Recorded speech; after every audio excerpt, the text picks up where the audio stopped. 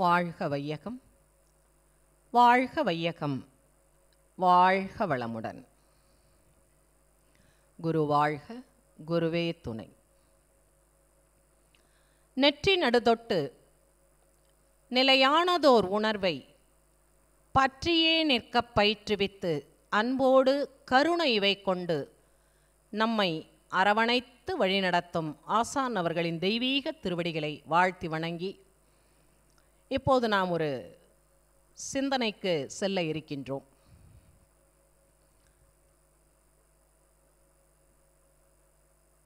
மனிதனுடைய உச்சக்கட்ட ஆற்றல் என்று சொல்லக்கூடியது இயற்கை இரகசியங்களை அறிதல், அந்த இயற்கைக்கு மூலமாக இருக்கக்கூடிய பூரண பொருளான மெய்ப்பொருளை அறிந்து கொள்ளுதல், அந்த மெய்ப்பொருளை அறிந்த உணர்விலே நிலைத்து இறை உணர்வோடு அறநெறி நின்று வாழ்தல், இறை உணர்வு பெற்ற அந்த ஒரு அறிவினுடைய முழுமையான வெளிப்பாடாக இருக்கக்கூடிய நிலையிலே அன்பும் கருணையுமாக எல்லா உயிர்களையும் நேசித்து இன்புற்று வாழ்தல். இதுதான் எல்லா ஞானிகளுக்கும் முக்கியமான நோக்கம், அவங்களுடைய வாழ்வினுடைய நோக்கம் இதுதான். ஆனால் அந்த ஒரு நோக்கத்திற்கு எல்லாரும் முழுமையாக அப்படியே போயிட முடியாது. தன்னிலே இருக்கக்கூடிய குறைபாடான தேவையற்ற பழக்கங்களை குணங்களை நம்மிடமிருந்து நீக்கி கொள்ளாத வரையில் இந்த உயர்வான மேன்மையை அடைவது என்பது முடியாத காரியம். அதனால தான் மகரிஷி நமக்கு என்ன கொடுத்துருக்குறாங்க, முதல்ல உங்களை பற்றி நீங்கள் நல்லா தெரிஞ்சுக்கங்க, சிந்திச்சு பாருங்க. பிறப்பினால் பெற்ற பயன் ஆவது எல்லாம் துரத்தல் தூ நெறிக்கண் சென்று அப்படின்னு ஔவையார் எழுதுறாங்க. இந்த பிறவியினுடைய நோக்கமே என்ன அப்படின்னா, உங்ககிட்ட உனக்கு தேவையில்லாமல் இருக்கக்கூடிய குணங்களையெல்லாம் உன்னிடமிருந்து போக்கிக் கொள்ளுதல் ஒன்று. அந்த குணங்கள் எங்கிருந்து உங்ககிட்டேருந்து வந்திருக்குது அப்படின்ற, இப்போ ஊற்றுக்கண்ணுன்னு சொன்னாக்கா எங்கே அந்த தண்ணி வருதோ அதை தான் ஊற்றுக்கண்ணுன்னு சொல்லுவோம். அப்போ தூநெறி கண் என்பது என்ன, எந்த ஒன்று அல்லாமையாக இருந்து உங்ககிட்ட வருதுங்கிறத நீ முதல்ல தெரிஞ்சுக்கோ. இப்போ மகரிஷி நமக்கு சொல்லிட்டார், எல்லாமே கருவமைப்புலேருந்து தான் வருது. சரிங்களா? மகரிஷி சொல்கிறார், கருத்தொடராக வந்த வினை பதிவுகளின் வலுவை கணிக்காமல் மதித்திடாமல் ஏற்ற நல்வினையால் திருந்திடவோ சீரமைத்தோ வாழ நினையாமல் மீண்டும் அந்த பழக்க வழி வாழ்ந்தால் வருந்துவதும் வருத்துவதும் அன்றி வளம் ஏது. இவ்வளோ அழகாக சொல்லிட்டார் பாருங்க. கருத்தொடராக வந்த வினை பதிவுகளின் வலுவை முதல்ல நீ கணிக்கணும். அது ஒன்றும் பெரிய சிரமம் இல்லை. கருத்தொடராக வந்த வினைப்பதிவுகளை நீங்கள் பேச முடியாது, நானே உங்களுக்கு பதில் சொல்லிடுவேன். சரியா? கருத்தொடராக வந்த வினை பதிவுகளின் வலுவை கணித்திடாமல் அப்படின்னு மகரிஷி பாட்டை பாடினோன்னே உடனே எனக்கு தெரிஞ்சிச்சு. அது நீங்கள் சொல்ல வேண்டாம் சாமி, எங்களுக்கே தெரியும். எப்படி தெரியும்? அதான் தினம் தினம் பார்த்துக்கிட்டு இருக்கிறோமே, பாடாப்பட்டுக்கிட்டு இருக்கிறோமே. வாழ்க்கையில் இத்தனை பிரச்சனை, இத்தனை குழப்பம், இத்தனை துன்பம், சலிப்பு, வேதனை, வெறுப்பு இருக்கிற நெகட்டிவ்ஸ் எல்லாம் எதனால் வருது? நமக்கு கருவமைப்புலேருந்து தானே வந்திருக்குது. அங்கே நல்லது இருந்துருந்துச்சுன்னா மலர்ச்சி எப்படி இருந்திருக்கும்? நல்லதாக இருந்திருக்கும். அங்கே கருவமைப்பில் என்ன இருக்குங்கிறது அன்றாட வாழ்க்கையில் நம்ம அனுபவிக்கக்கூடிய இன்ப துன்ப விளைவை வச்சே நமக்கு தெரியுது நம்மகிட்ட எது ஜாஸ்தி இருக்குது. நான் கூட சொல்லியிருப்பேன், பல முறை நான் யோசித்து பார்த்த ஒரு விஷயம், நல்லதை பலதரம் நினச்சாலும் நடக்க மாட்டேங்குது, ஆனால் கெட்டதை நினச்சி முடிக்கிறதுக்குள்ளே நடந்துருது. எனக்கு இது ரொம்ப நாள் டவுட்டு. இது நிறைய பேருக்கு இருந்திருக்கு. நான் பல கல்லூரியில் பேசும்போது பசங்க என்கிட்ட சொல்லுவாங்க, முடிஞ்சோன்னே, மேடம் நாங்களும் இதையே தான் மேடம் யோசிச்சுக்கிட்டு இருந்தோம் அப்படின்னு. பரவாயில்ல, என்ன மாதிரியே நிறைய பேர் இருக்கீங்க. அப்போது ஒரு முறை இதை உட்காந்துருக்கிறேன், மகரிஷி பேசிகிட்டு இருக்கிறாரு, பாடம் நடத்திக்கிட்டு இருக்காரு. இதை தான் பேசுகிறார், கருவமைப்பை பற்றியும் அந்த வினைப்பதிவை பற்றியும் பேசிகிட்டு இருக்கிறார். அப்போ நான் நினச்சேன் எல்லாம் நல்லா தான் சாமி இருக்குது கேட்குறதுக்கு. ஆனால் அந்த நல்லதை பலதர போய் எத்தனை கோயிலில் வேண்டுனாலும் நடக்க மாட்டேங்குது. ஆனால் கெட்டதை கிளாஸை எடுக்கும் போது உளுந்துற போதுன்னா நினச்சி முடிக்கிறதுக்குள்ளே உளுந்துருது. நான் உதாரணத்துக்கு இன்னொன்றும் சொல்லுவேன். நம்ம பாட்டில் பொட்டுக்கல்லையை போட்டோம், தேங்காயை போட்டோம், பச்சை மிளகாயை போட்டோம், உப்பை போட்டோம், ஆன் பண்ண வேண்டியதானே மிக்சியை. கரண்ட்டுக்குன்னுட்டு போயிட போகுதுன்னோம்னா டக்குன்னு போகும் கரண்ட்டு. இப்போ நான் நினச்சிக்கிட்டேன் அவன் ஈபிக்காரனையே நம்ம டிஸ்டர்ப் பண்ணுறோம். அவன் கரண்ட்டே நிறுத்த வேணான்னு நினச்சிருந்தா கூட என்னோட எண்ணம் அவனை நிறுத்த சொல்லுது. மகர்ஷி சொல்லுவார், வீட்டை விட்டு போகும்போது பூட்டிட்டு திருடன் வந்துடக்கூடாது அப்படின்னு பூட்டினா எங்கேயோ இருக்கிற திருடனை நீயே தூண்டி வாப்பா வா வா வா என் வீட்டுக்கு வா அப்படின்னு கூப்பிடுறேன் பாரு. இதெல்லாம் மகர்ஷி சொல்லுவார் எங்களுக்கு. அப்போ எண்ணம், நம்முடைய எண்ணம் எல்லாமே வான்காந்த கலக்கத்தில் கலக்குது இல்லையா? இந்த இடத்துல நம்ம எண்ணம் மாறா இதெல்லாம் நம்ம வெறும் பாடமாக பார்க்கக்கூடாதுங்க. மகர்ஷி சொல்கிறார்ல, உணர்ச்சி, தேவை, முயற்சி, செயல், விளைவு, அனுபோகம், அனுபவம், ஆராய்ச்சி, தெளிவு, முடிவு. அப்போ உணர்ச்சி, தேவை, முயற்சி, செயல், விளைவு, அனுபவம், அனுபோகம் வரைக்கும் ஐயறிவு ஜீவனுக்கு தான் பொருத்தம். ஆனால் ஆராய்ச்சி, தெளிவு, முடிவுங்கிறது யாருக்கு? மனிதனுக்குத்தான். அப்போ அந்த ஆராய்ச்சியிலையும் தெளிவுலையும் நம்ம ஒரு சரியான முடிவை எடுக்கணும்னு சொன்னால் அதுக்கு மனம் வல்லமை பெறணும். அப்போ மனம் வல்லமை பெறணும்னு சொன்னால் உள்ளே அதுக்குள்ளே இருக்கக்கூடிய பதிவுகள் எப்படி இருக்கணும்? நல்ல பதிவுகளாக இருக்கணும். அப்போ மகரிஷிகிட்ட நான் உட்காந்துருக்கும் போது நினைக்கிறேன், இது மாதிரி எது நினச்சாலும் கெட்டதுன்னா உடனே நடக்குது, ஆனால் நல்லது. ஒரு முறை ஆழியாருக்கு நான் கிளாஸ்க்கு வரேன். ரொம்ப ஒரு பெரிய இதுவாகி கலாட்டா நடக்குது, ஊர் உலகம்லாம் நடக்குது, எல்லா பஸ்ஸும் நிறுத்திட்டாங்க, எதுவுமே வராது அப்படின்ற மாதிரி ஒரு சுச்சுவேஷன். ஆனால் நான் ஆழியாருக்கு கிளாஸ்க்கு வரணும். எங்கள் சார் சொல்கிறாரு, இந்த இதில் நீ ஆழியாருக்கு போகணுமா அப்படின்னார். இதில் தாங்க போகணும், அப்போ தான் எனக்கு கொஞ்சமாவது தவம் பண்ணுறேனாங்கிறதுல கன்ஃபார்ம் பண்ண முடியும். நிச்சயமாக அப்படி தான் சொன்னேன். பஸ்ஸே இல்லைப்பா எப்படி போவேன்னாங்க. நம்ம பஸ் ஸ்டாண்டுக்கு போவோம், எனக்காக ஒரு பஸ்ஸு இருக்கும். நேற்று நான் ஒருத்தவங்கள்ட்ட சொல்லிட்டு வந்தேன், எனக்காக ஒரு பஸ்ஸு நிச்சயமாக மகரிஷி வச்சுருப்பாரு. அங்கே நான் அங்கே கிளாஸ் எடுக்கணுன்னா நான் பார்த்துட்டேன், அகக்காட்சியாக அங்கே இருக்கேன்றதை நான் பாவனை பண்ணிட்டேன். அப்போ நான் ஆழியார் போய் தான் ஆகணும். எப்படியோ நான் போயிடுவேன். நீ எப்படி உன்னையை நான் அனுப்பிட்டு நான் எப்படி இங்கே நிம்மதியாக இருக்க முடியும்? அதெல்லாம் ஒன்றுமே கவலை இல்லை. அனுப்பிட்டீங்கன்னா அதுக்கப்புறம் கேர் அவர் எடுத்துக்குவார், நீங்கள் ஒன்றும் கவலைப்பட வேணாம் அதை பற்றி அப்படின்னு சொல்லிட்டு நான் வந்தேன். ஒரே ஒரு பஸ்ஸு நின்றுச்சு உண்மையிலேயே அந்த பஸ் ஸ்டாண்டில். அது எல்லோரும் ஏறுறதுக்கு பயந்துக்கிட்டு இருந்தாங்க, போகிற வழியில் அடிப்பாங்களா உடைப்பாங்க. நான் பஸ்ஸுக்கு ஒரு அருக்காப்பு போட்டேன், சாமி கிளாஸுக்கு போகணும், பஸ்ஸையும் பாதுகாத்து என்னையும் பாதுகாத்துருங்க. அவ்வளோதான், முடிஞ்சு போச்சு. நம்முடைய எண்ணத்துக்கு நிச்சயமாக ஒரு வலிமை இருக்குது. ஆனால் நாம தான் அந்த மாதிரி அந்த எண்ணத்துக்கு வலிமையையும் உறுதியையும் கொடுக்கறதில்ல. அதுக்கு காரணம் என்னங்க? நம்மிடம் இருக்கக்கூடிய கருவமைப்பு. அப்போ தான் மகரிஷி சொன்னார், நீங்கள்லாம் நான் இந்த கேள்வி அவர்கிட்ட கேட்கலாம் சாயந்தரமானு நினச்சிக்கிட்டு இருக்கேன். அவர் காலையில் கிளாஸ்லேயே பதில் சொல்கிறாரு. நீங்கள் பல பேர் நினைக்கிறீங்க, ஏன்னா என்ன மாதிரி எத்தனை டிக்கெட் அங்கே உட்காந்துருந்ததுன்னு யாருக்கு தெரியும்? அப்போ சொல்கிறார், நம்ம பல முறை நினச்சாலும் நல்லது அவ்வளோ சீக்கிரமாக நமக்கு கிடைக்க மாட்டேங்குது, ஆனால் கெட்டது மட்டும் உடனே உடனே வந்துடுதுன்னு நீங்கள் நினைக்கிறீங்க.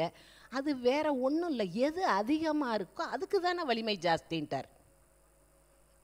இப்போ தெரிஞ்சு போச்சா? நம்மக்கிட்ட என்ன பதிவு இருக்குதோ அதுதானே வெளிப்படும், இல்லாத ஒன்று வெளியில் வராது.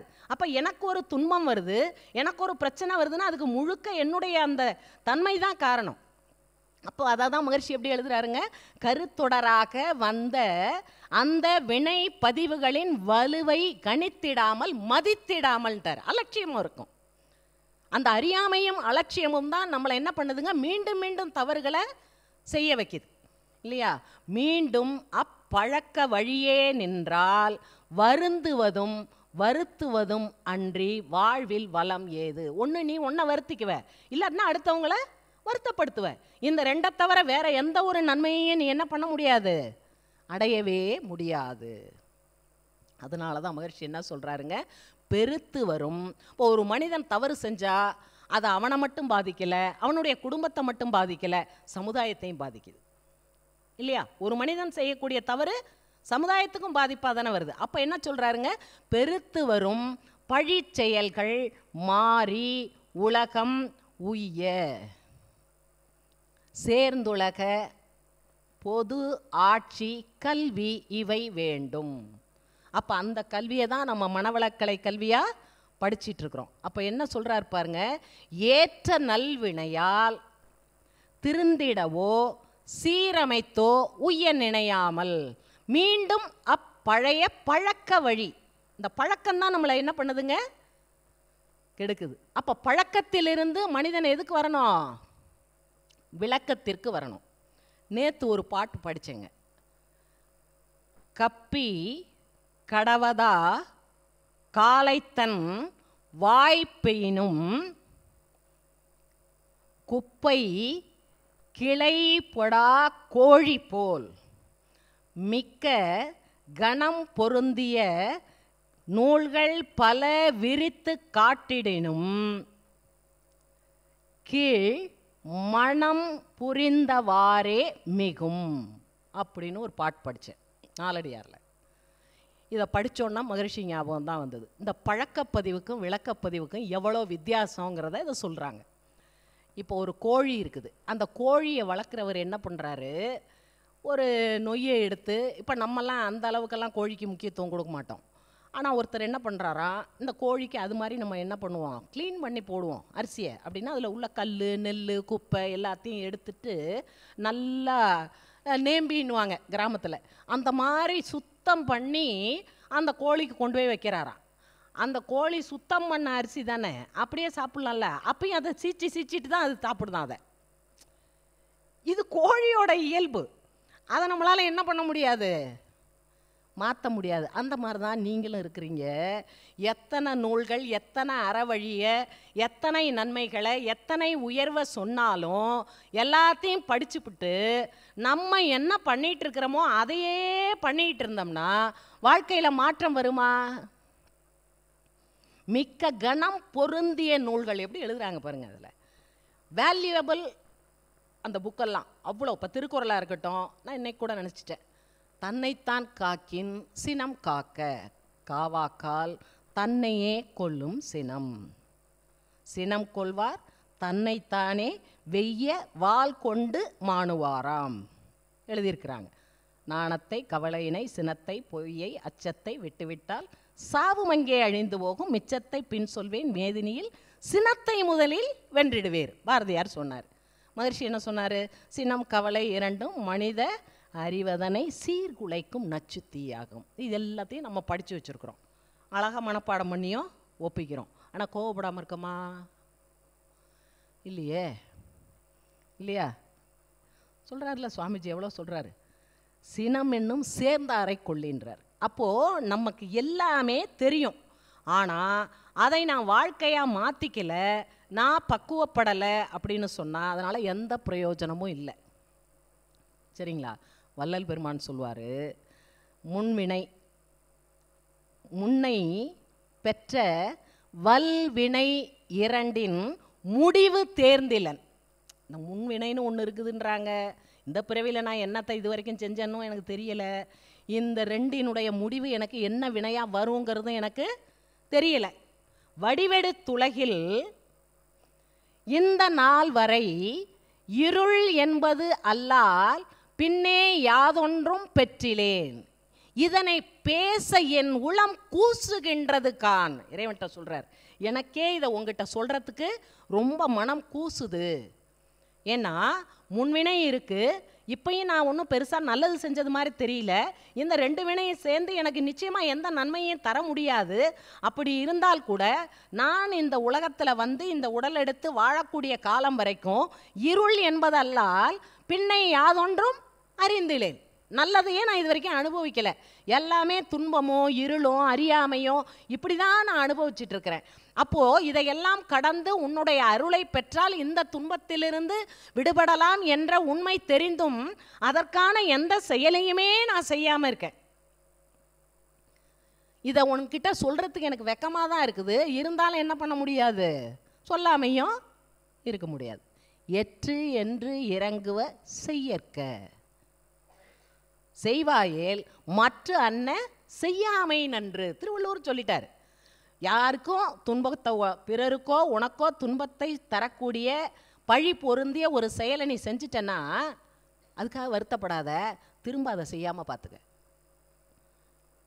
மகரிஷி என்ன சொல்கிறாரு, உனக்கோ பிறருக்கோ துன்பம் உன்னால் வந்தால் வருந்து, முதல்ல வருத்தப்படு.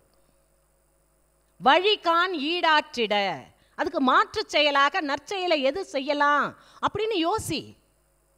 இப்போ அதெல்லாம் யோசிக்காமல் நீ வருத்தப்பட்டுக்கிட்டே உட்காந்துருக்கிறதுனால என்ன இல்லைங்க, ஒரு பிரயோஜனமும் கிடையாது. அழகாக சொல்கிறாருங்க, ஊழ்வினையாம் கருவமைப்பு பதிவும். ரொம்ப அற்புதமான பாட்டுங்க இது. ஊழ்வினையாம் கருவமைப்பு பதிவும் உருவெடுத்த பின் விளைவும் கூடி வாழ்வினிலே ஒவ்வொருவர் தன்மையாக வளர்ச்சி பெற்று தேவை சூழ்நிலைக்கு ஏற்ப தாழ்வு உயர்வு என்னும் எண்ணம் சொல் செய்கையாக தழைக்கும் புகுவினை என்பதும் ஈதே சொல்லிட்டார்.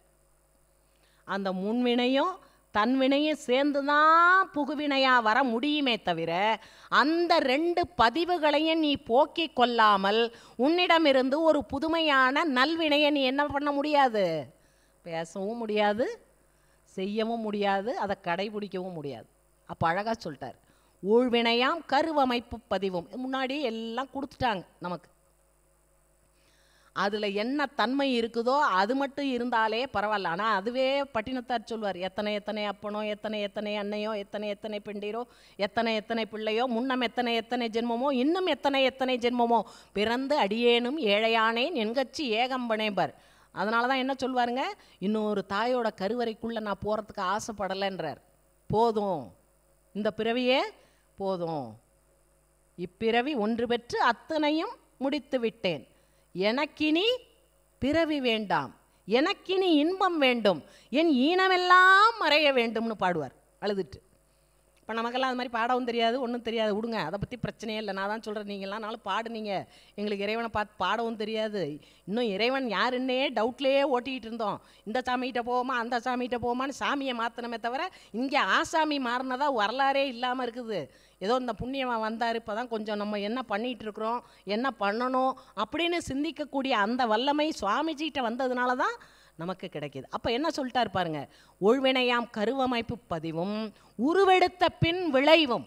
இந்த பிறவியில் இந்த ஊனெடுத்து, பட்டினத்தார் சொல்வார், இந்த ஊனெடுத்து செய்த வினை ஏதும் மீதமில்லை, முன் எப்போதோ செய்த வினையே இக்கணமே வந்து மூண்டதுவே. எனக்கு இப்படி ஒரு மோசமான என்னை கழுவுல ஏத்துன்றான், அதுக்கு நான் எந்த குற்றமும் இந்த பிறவியில் பண்ண மாதிரி எனக்கு தெரியல. அப்போ தான் ஒரு ஐயா என்கிட்ட கேட்டார், ஏம்மா இது என்ன நியாயம்னாரு ஒருத்தர் வகுப்பில், இது மாதிரி ஒரு இடத்துல பேசும்போது. ஏங்கய்யா அப்படின்னு, யாரோ என் தாத்தன் முப்பாட்டன் அவன் செஞ்சதுக்கெல்லாம் நான் அனுபவிக்கணுமா, இது என்ன நியாயம், கடவுளோட கணக்கே தப்பாக இருக்கே அப்படின்னார். நான் சொன்னேன், கடவுளோட கணக்கே தப்புன்னு சொல்கிற உங்களை மாதிரி ஒரு ஆளை பார்த்தது ரொம்ப சந்தோஷங்கய்யா.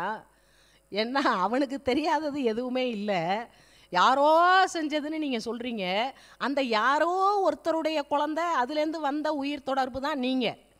அப்போது அதில் இருக்கக்கூடிய தன்மை உங்ககிட்ட இருக்க தான் செய்யும். இப்போ நீங்கள் என்ன கேட்குறீங்க, யாரோ செஞ்சாங்க, அதுக்கு நான் எப்படி அனுபவிக்கிறது, நான் கஷ்டப்பட்டுட்டு இருக்கிறேனே இன்னைக்கு, இது எந்த விதத்தில் நியாயம்? இது பல பேர் நம்ம கேட்டுக்கிட்டு இருக்கிற கேள்வி தான் இல்லையா, யாரோ செஞ்சு வச்சதுக்கு இப்போ நம்ம கஷ்டப்பட்டுட்ருக்கோன்னு.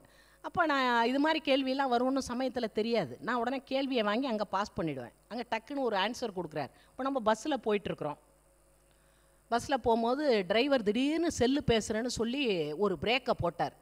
நல்லா உட்காந்துருக்கிற நம்ம முன்னாடி கம்பியில் போய் மோதி அப்படியே நெத்தியில் ரத்தம் ஊற்றுது. அந்த டிரைவருக்கு நமக்கு என்ன சம்மந்தம் இருக்குது? கருத்தொடராக ஏதாவது சம்மந்தம் இருக்கா? அவருக்கு நமக்கு சம்மந்தமே கிடையாது. ஆனால் அவருடைய ஒரு சிறு தவறான செயலால் இத்தனை பேருக்கு துன்பம் வருது. மகரிஷி அதான் சொல்லுவார், இந்த கருவமைப்பு பதிவு நீ செஞ்ச பதிவு மட்டும் நீங்கள் நினைக்காதீங்க, சமுதாய பதிவாலையும் பல நேரங்களில் நமக்கு பிரச்சனை வரும், துன்பம் வரும், அதை நம்ம எல்லாரும் சேர்ந்து அனுபவிச்சு தான் ஆகணும். இப்போ ஒருத்தவங்க எனக்கு காலையில் ஃபோன் பண்ணாங்க சென்னையிலேருந்து, அம்மா எங்களுக்காக வாழ்த்துங்க அப்படின்னு. ஏன்பா அப்படின்னு, எங்கே பார்த்தாலும் ஒரு ஃப்ளோர் ஃபுல்லாக தண்ணி இருக்குது, நாங்கள் மேலே இருக்கிறோம், எதுவும் போய் கீழே வாங்க முடியல, எங்களுக்காக வாழ்த்துங்க அப்படின்னா நம்ம என்ன வாழ்த்தலாம்? நீருக்கு வடிகால எல்லாத்தையும் நம்ம லாக் பண்ணிட்டோம் இல்லையா? லாக் பண்ணால் அது என்ன பண்ணோம்? மொல்லமாக தான் வடியும். அதை எங்கே போகும்? அதுக்கு எங்கேயும் வழி கிடையாது. அப்போ மனிதன் ஒரு சில மனிதர்கள் செய்யக்கூடிய தவறுக்கு அந்த சூழ்நிலையை ஒத்து வாழக்கூடிய மனிதர்களும் துன்பத்தை அனுபவிச்சு தான் ஆகணும். அதனால தான் மகரிஷி என்ன சொல்கிறாரு, வையகத்தை வாழ்த்துங்கன்றார். இந்த உலகத்திலேயே வையகத்தை ஈஸியாக வாழ்த்துறதுக்கு சொல்லி கொடுத்த ஒரே மகான் வேதாத்ரி மகரிஷி தான். இப்போ நம்மெல்லாம் கோயிலுக்கு போனால் எங்களுக்கு அந்த காலத்தில் பாடம் எடுக்கும்போது வேதசுப்பையா ஐயா ஒரு கேள்வி கேட்டார். பக்கத்து வீட்டுக்காரவங்களுக்காக இது வரைக்கும் கோயிலுக்கு போய் எத்தனை பேர் அர்ச்சனை பண்ணியிருக்கீங்க? யாராவது கை தூக்க முடியுமா? நம்மளுக்கே நிறையா இருக்குது வேண்டுறதுக்கு. நம்ம போய் பக்கத்து வீட்டுக்காரவங்களுக்கு எத்து வீட்டுக்காரவங்களுக்கெல்லாமா வேண்ட முடியும், அர்ச்சனை பண்ண முடியும்? அர்ச்சனை பண்ணோன்னா அதுக்கு வேறு செலவாகும். அந்த அளவில் நம்ம மன விரிவில் வாழ்ந்துக்கிட்டு இருந்தோம். அப்படி தான் இருந்தோம் நிறைய பேர் இல்லையா? 99% அப்படி தான், இன்றைக்கி அப்படி தான் இருக்காங்க. ஆனால் அந்த மனதை விரிச்சா இருப்பாருங்க. வாழ்க வையகம், வாழ்க வையகம், வாழ்க வளமுடன். ஒரே ஒரு சிந்தனையை தான் கொடுத்தார். ஒன்றும் இல்லை, காலையிலேருந்து இரவு வரைக்கும் இன்றைக்கி நாம் பயன்படுத்தின அத்தனை பொருளையும் நான் தான் உருவாக்கினேனா. ஒரே ஒரு கேள்வியை கேளு, நீ உலகத்தை வாழ்த்தாமல் இருக்க முடியாது. ஏன்? பல பேருடைய நேரம், ஆற்றல், உழைப்பு, பொருள் இத்தனையும் சேர்ந்து தான் உன்னுடைய அன்றாட வாழ்க்கையை, ஒரு உடையாக இருக்கட்டும், உணவாக இருக்கட்டும், நீ எந்த ஒரு சீப்பாக இருக்கட்டும், ஒரு ஹேர்பின்னாக இருக்கட்டும், எந்த ஒன்றையும் எனக்கு தேவையான ஹேர்பின்னை நான் தான் பண்ணிக்கிறேன்னு யாராவது சொல்ல முடியுமா? முடியாது. சேஃப்டி பின் நான் தான் பண்ணேன்னு சொல்ல முடியுமா? முடியாது. எந்த ஒன்றையுமே நான் பண்ணுறதில்ல. ஆனால் நம்ம என்ன சொல்கிறோங்க, நான் காசு கொடுத்து வாங்கினேன் அப்படின்றோம். நம்ம காசு கொடுத்தோன்னா ஒரு பொருளோட உற்பத்தியை நிர்ணயிக்க முடியாது. அது ஏற்கனவே உற்பத்தி பண்ணி இருந்தால் மட்டும்தான் நம்மளால் பயன்பட முடியும். அப்போ அறிவால் விரிக்கிறார், அறிவையும் விரிக்கிறார், மனதையும் விரிக்கிறார். அப்போ மன விரிவு வர வரதான் நம்மிடம் இருக்கக்கூடிய கர்ம வினைகள் எல்லாம் கழிய ஆரம்பிக்கும். அதனால தான் மகர்ஷி சொல்வார், உன் செயலை, இன்ப துன்ப உணர்வுகளை உள்ளிருந்து வாங்கி கருமையத்துள் வைத்து உன் மனது உள் திரும்ப ஒவ்வொன்றாய் எடுத்து காட்டி உன்னை வழி நடத்துவது உண்மை தெய்வம் அன்றோ சொல்றார். நீ அசைஞ்சாலும் அங்கே போயிடும் கருமையத்துக்கு. சுவாமி சொன்னார் ஒரு தடவை உட்காந்துருமா, அப்படி லேசாக அப்படி திரும்பி பார்த்தாலும் கருமையத்தில் பதியும்னார். அப்போ எல்லாத்தையும் அந்த கருமையம் என்ன பண்ணிட்டு இருக்குங்க, எப்போதுமே கரெக்டாக பதிவு கொள்ளுது. ஆனால் பதிவு மட்டும் இல்லைங்க, நெறி பிறழ்ந்து மனிதன் ஆற்றும் வினையை அதன் விளைவை நீயேதான் கருமையத்துள் ஈர்த்து சுருக்கி இருப்பாய் வைத்து ஏற்றனால் மலர்த்தும் உந்தன் நீதி கண்டேன்னு எழுதுறார். செயலை மட்டும் பதியலைங்க, உடனே திருத்தி மார்க்கையும் போட்டு அங்கே சைடில் எழுதி வச்சிருது. நமக்கு மார்க் தெரிய மாட்டேங்குது. எப்போ தெரியும்னா அனுபவிக்கிறோம் பாருங்க, அப்போ தான் தெரியும். மார்க் 100 80 அப்படின்றது எப்போ தெரியும்னா நம்ம அந்த விளைவை அனுபவிக்கிறோம் பார்த்தீங்களா, அப்போ தான் தெரியும். அது வரைக்கும் மனம் என்ன பண்ணுறது இல்லைங்க, அதை பற்றி சிந்திக்கிறது இல்லை. அதனால தான் மகரிஷி சொல்லுவாங்க, எச்செயலும் சிந்திக்காது ஆற்றுவார்கள் என்னை ஏழ்மை நிலை ஏற்கச் சொன்னால் உச்ச அறிவு நிலையில் வாழ்வோர் ஏற்பரோ பிறர் திணிக்கும் ஈனப்போக்கை அப்படின்னு ஒரு கவியில் எழுதுகிறாருங்க.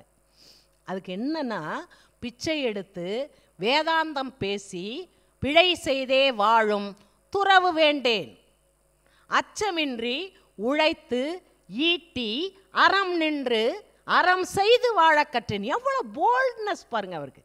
அந்த மனதில் என்ன ஒரு தெளிவு, என்ன ஒரு உறுதி. எந்த ஒரு சூழ்நிலை வந்தாலும் அந்த அறநெறியிலேருந்து 1% கூட நான் என்ன பண்ண மாட்டேன், பிறழ மாட்டேன். நீ தான் எல்லாத்தையும் விட்டுட்டு வந்துட்டீல்ல, நீ பிச்சை எடுத்து சாப்பிட வேண்டியதானே.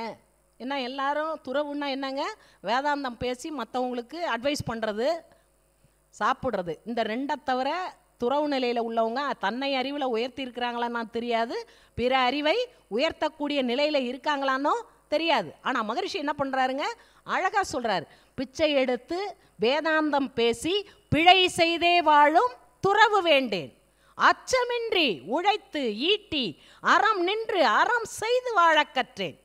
அந்த தெளிவு வரணுங்க நமக்கு. எந்த துன்பம் வாழ்க்கையில் வந்தாலும் மனம் சோர்வடையாமல், வா வந்துட்டு போ, நீ வந்தால் போய் தான் ஆகணும் அப்படின்னு ஒரு தெளிவு மட்டும் நமக்கு வந்துருச்சுன்னு வச்சிங்களேன், எதாக இருந்தாலும் ஃபேஸ் பண்ணலாம். ஏன், எந்த தைரியத்தில் நான் அதை சொல்கிறேன், ஒரு வலுவான துணை நமக்கு இருக்குது. குருவினுடைய துணை இருக்குது, அவருடைய பார்வை இருக்குது, அனுக்கிரகம் இருக்குது. நிச்சயமாக நம்மளால் என்ன பண்ண முடியுங்க, அந்த வினையிலேருந்து நம்மளை நாம் காத்து கொள்ள முடியும். இல்லைன்னா நான்லாம் அப்படி உட்காந்து பேச முடியுமா, யோசிச்சு பாருங்க. பேச வைக்கிறது யாருங்க, அந்த தெளிவை கொடுத்தது யாருங்க. மற்றவங்களுக்கு சொல்கிறது பெருசு இல்லை, சொல்கிற மாதிரி நான் நடக்கிறது ரொம்ப கஷ்டம். அப்போ எல்லாரும் கேட்குறாங்களாம், எச்செயலும் சிந்திக்காத ஆற்றுபவர்கள் என்னை ஏழ்மை நிலை ஏற்கச் சொன்னால், எதுக்கு இவ்வளோ பெரிய ஃபேனு, எதுக்கு இவ்வளோ பெரிய ஹாலு, எதுக்கு இவ்வளோ அரேஞ்ச்மெண்ட்ஸ், இங்கே ஒரு கொட்டாயை போட்டு நீ வந்து இந்த வேதாந்தம்லாம் பேசலாம்ல அப்படின்னு மகரிஷிகிட்ட கேட்டிருக்கிறாங்க. எதுக்கு இவ்வளவு ஆடம்பரம், இவ்வளோ பொருள் எதுக்கு செலவு? இந்த பொருட்செலவு எதுவும் எல்லாரும் அவருடைய உண்மைக்கும் நேர்மைக்கும் தவத்துக்கும் அறநெறி வாழ்க்கைக்கும் அன்புக்கும் கருணைக்கும் உலகத்தின் மீது இருந்த அந்த அக்கறைக்கும் கொடுத்தது தான் இத்தனையும். இவர் போய் யார்ட்டையும் எதாவது கேட்டாரா?